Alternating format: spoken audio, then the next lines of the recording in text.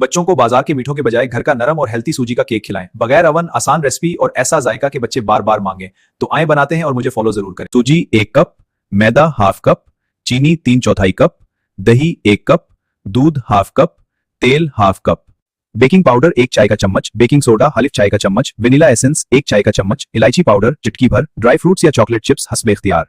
सबसे पहले दही, चीनी और तेल को मिक्स करें। अब सूजी शामिल करके अच्छी तरह मिक्स करें। अब इसे 10 मिनट के लिए ढककर रख दें ताकि नरम हो जाए। सबसे पहले दही में भगोई सूजी को अच्छी तरह मिक्स करें। अब इसमें मैदा, बेकिंग पाउडर, बेकिंग सोडा और वनीला एसेंस डालकर मिक्स करें। फिर थोड़ा थोड़ा दूध डालते जाएं और बैटर को मिक्स करें। बैटर ना ज्यादा गाढ़ा हो ना ज्यादा पतला। सबसे पहले सिल्वर के बाउल को तेल से ग्रेस करें। अब इसमें सूजी का बैटर डालें, हल्का सा हिलाएं ताकि एयर बल्स निकल जाएं। ये पतीला दरमियानी आंच पर है, उसके अंदर स्टील की प्लेट उल्टी रखी है। इसे 10 मिनट पर ढककर प्रीहीट किया गया था। अब ढक्कन उठाकर चेक करते हैं, अंदर भाप बन रही है। फिर दोबारा ढक देंगे ताकि मजीद गर्म हो सके। गर्म पतीले में स्टील की प्लेट पर अब इसको ढक्कन लगाकर 30 से 40 मिनट पकाएं। केक पककर तैयार है। टूथपिक मारकर चेक करें, वो साफ निकल आई है। केक तैयार है।